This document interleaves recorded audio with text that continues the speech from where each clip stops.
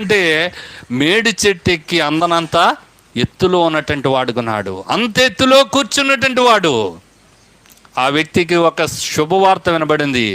జక్కయ్యా, జక్కయ్యా, నువ్వెక్కడో కూర్చున్నావు, నీ కులం అనే చెట్టు మీద కూర్చున్నావు, ఘనత అనే చెట్టు మీద కూర్చున్నావు, ప్రొఫెషన్ అనే చెట్టు మీద కూర్చున్నావు, అహంకారం అనే చెట్టు మీద కూర్చున్నావు, నాకేంటి అనే చెట్టు మీద కూర్చున్నావు.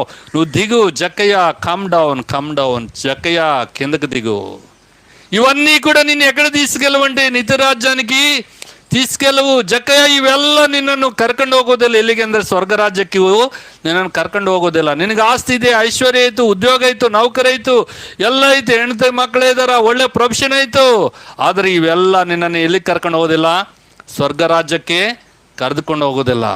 నన్ను సంపాదించుకో, నన్ను సంపాదించుకో. ఇక్కడ ఉన్నటువంటి వారు ఎంతమంది క్రీస్తుని సంపాదించుకున్నాం?